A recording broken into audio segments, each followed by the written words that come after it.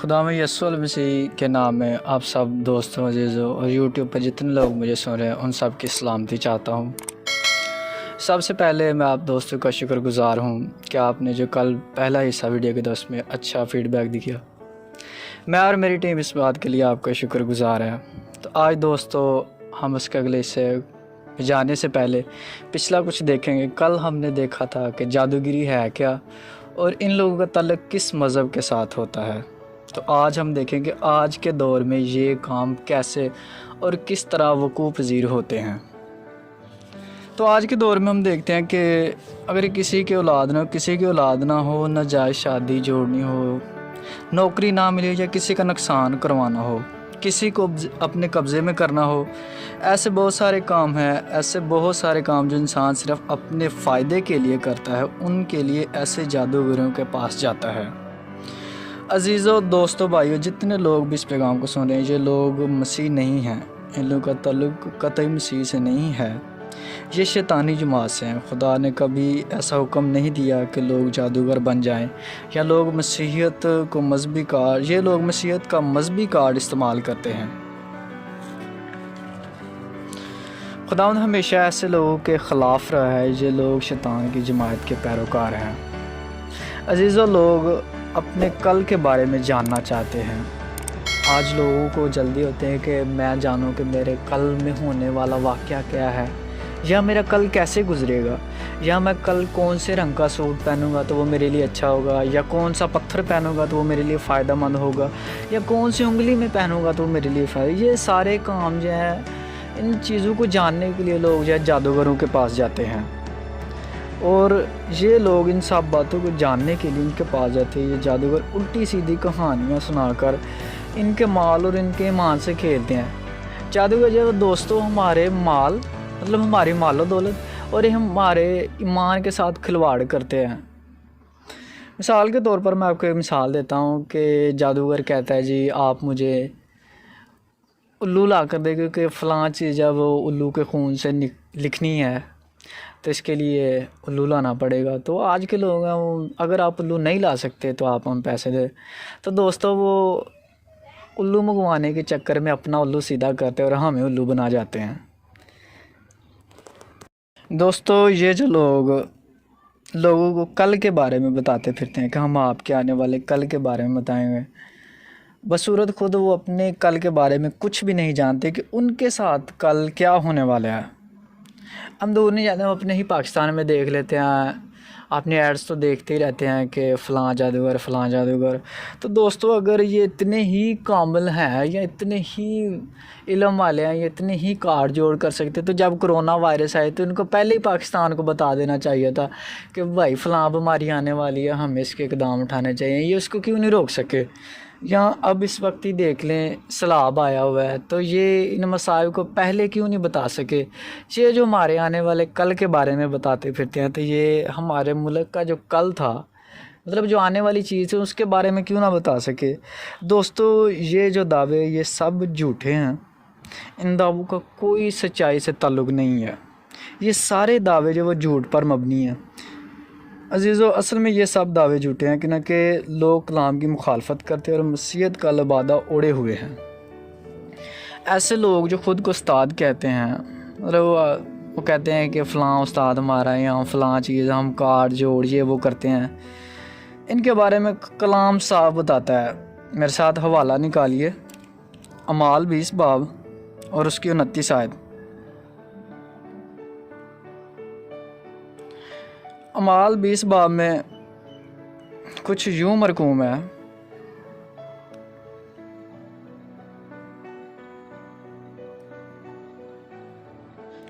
میں یہ جانتا ہوں کہ میرے جانے کے بعد پھاڑنے والے بھیڑیے تم میں آئیں گے، جنہیں گلہ پر کچھ ترس نہ آئے گا۔ تو اس آیت میں ایک چیز ہمیں صاف نظر آ رہی کہ خدا یسوع مسیح پہلے سے جانتے تھے کہ ایسے لوگ، ایسے پھاڑنے والے بھیڑیے گلا میں مطلب مسیحی ایمانداروں میں آئیں گے۔ ان لوگوں کو واقعی گلا پر کوئی ترس نہیں آتا۔ یہ لوگ بالکل نہیں سوچتے کہ ہم ایسے کام سے خود تو موت کے منہ میں جا رہے ہیں، ساتھ میں دوسرے معصوم لوگوں کو بھی گمراہ کر رہے ہیں۔ دوستو، یہ جو آواز ہے یہ خداوند کی آواز نہیں ہے، بلکہ یہ آواز ابلیس کی ہے۔ آج ہمیں اس کو پہچاننے کی ضرورت ہے، اور یاد رکھیے کہ جہاں بھی لوگ خدا کی آواز چھوڑ کر ابلیس کی آواز کو سنتے ہیں وہاں پر موت وارد ہوتی ہے۔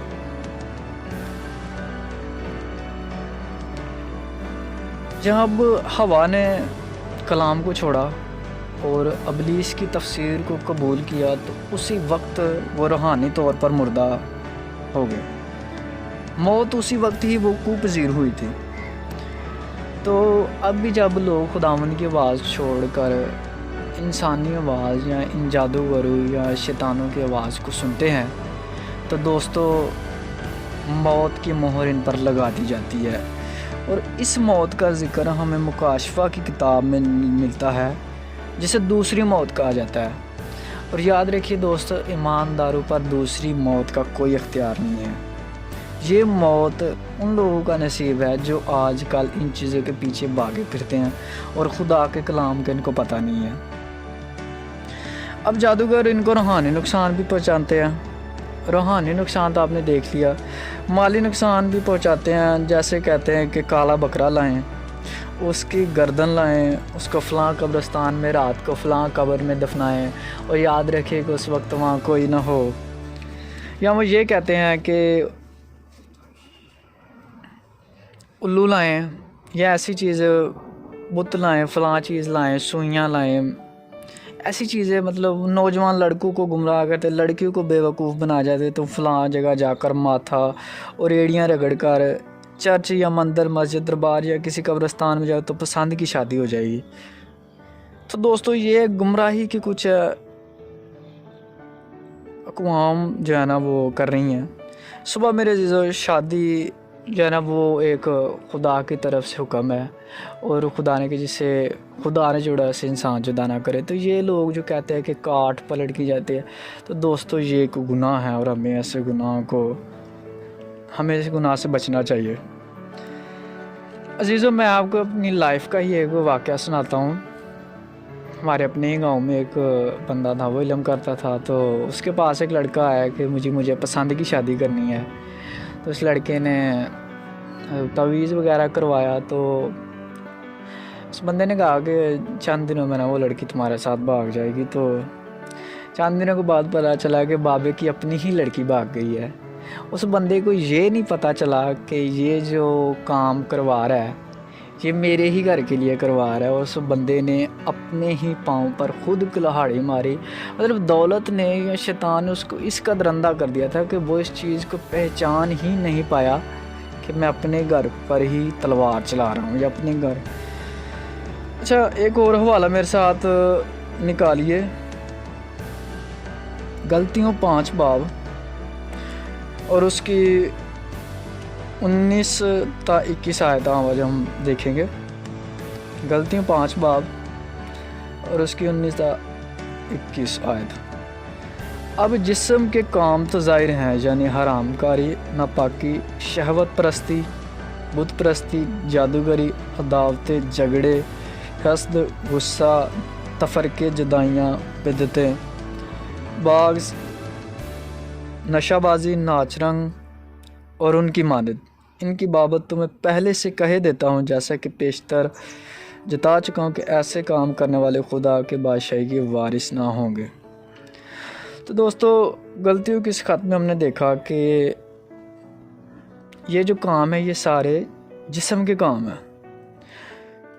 جو لوگ آج یہ کام کرتے ہیں اصل میں دوستو وہ جسم کی غلامی کر رہے ہیں، اور جسم اور روح جو ہیں وہ ایک دوسرے کے مخالف سوچتے ہیں۔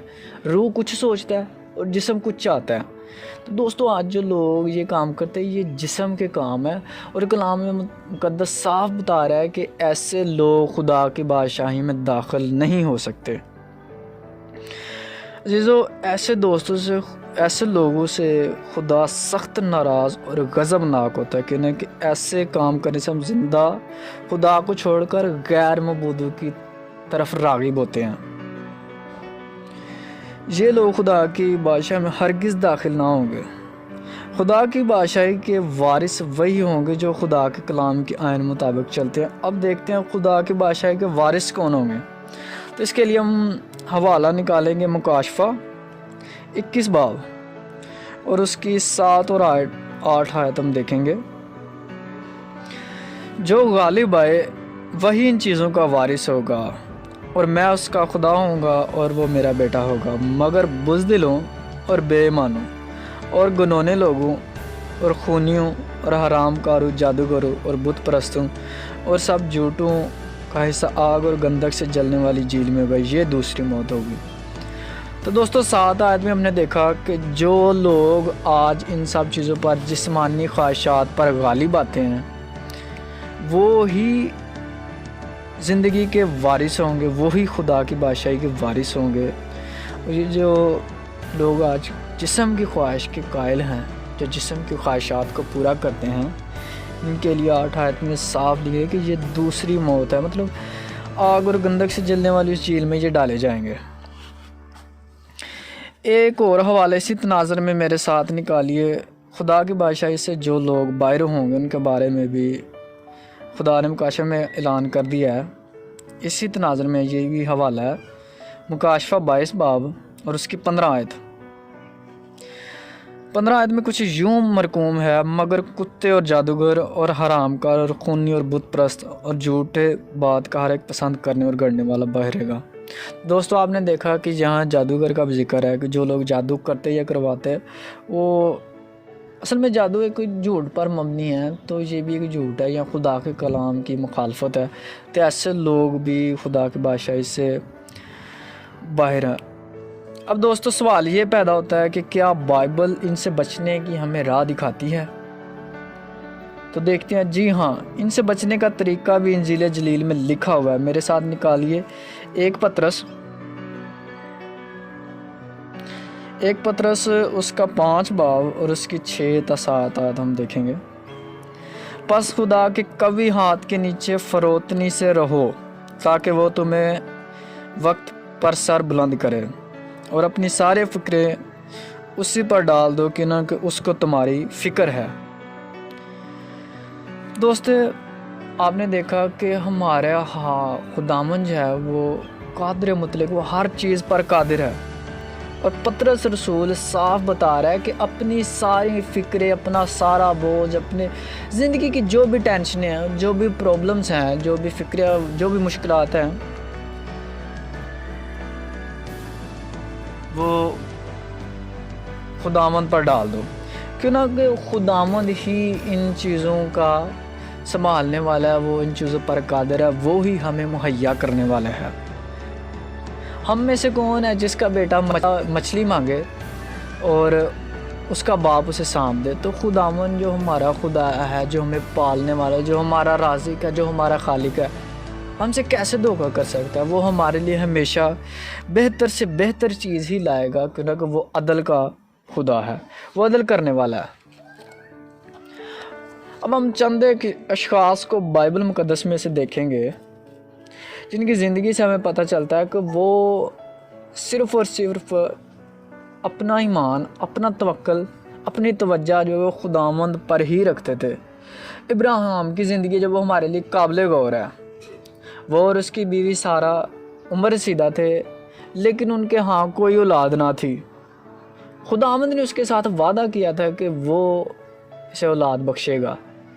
تو دوستو اس نے اپنا ایمان جو ہے وہ خداوند پر رکھا، وہ کسی جادوگر کے پاس نہیں گیا، وہ کسی پیر فقیر یا بابے کے پاس نہیں گیا، بلکہ اس نے خداوند پر ایمان رکھا، اور آج اسی ایمان کے وسیلہ سے وہ قوموں کا باپ کہلاتا ہے۔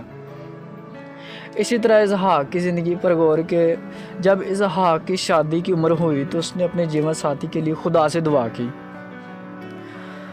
بائبل مقدس میں خدا کے جلالی کاموں کے ایسے بہت سے واقعات ہیں اور گواہیوں سے بھری پڑی ہے، بس آپ کو غور کرنے کی میرے دوستوں عزیزو ضرورت ہے، اور خدا ہر ایک کام اور ضرورت پوری کرنے میں قادر ہے۔ جو لوگ خدا کو چھوڑ کر انسانوں پر توکل کرتے ہیں، بائبل کا خدا ان کو ملعون یعنی لعنتی قرار دیتا ہے۔ دوستو آج بھی ایسے بہت سے پڑھے لکھے لوگ بھی ہیں جو جانتے بھی ہیں کلام کو کہ خدا کا کلام کیا فرماتا ہے، لیکن پھر بھی وہ ایسے، تو دوستو وہ انسانوں پر توکل کرتے، جو جادوگروں کے پاس جاتا ہے اپنے کام نکلوانے کے لیے تو وہ انسانوں پر توکل کرتے ہیں۔ تو آئیے میرے ساتھ دیکھیے خدا کے کلام میں سے یرمیہ 17 باب اور اس کی 5 آیت میں کچھ یوں مرقوم ہے۔ خداوند یوں فرماتا ہے کہ ملعون ہے وہ آدمی جو انسانوں پر توکل کرتا ہے اور بشر کو اپنا بازو جانتا ہے، جس کا دل خداوند سے برگشتہ ہو جاتا ہے۔ تو دوستو آپ نے دیکھا کہ خداوند اس آدمی کو لعنتی قرار دیتا ہے جو کسی انسان کا اپنا زور بازو جانتا ہے۔ تو دوستو عزیزو، ہمیں جادوگروں کو چھوڑ کر، ان کاموں کو چھوڑ کر، ایسے لوگوں کو چھوڑ کر خداوند کی طرف متوجہ ہونا چاہیے اور خداوند سے مانگنا چاہیے۔ وہ آپ کے ہر ایک ضرورت کو پورا کرنے کی قدرت رکھتا ہے، وہ قدرت والا خدا ہے۔ تو اس کے ساتھ ہی ہمیں اجازت دیجیے، مجھے اور میری ٹیم کو۔ خداوند آپ سب کو برکت دے۔ God bless you.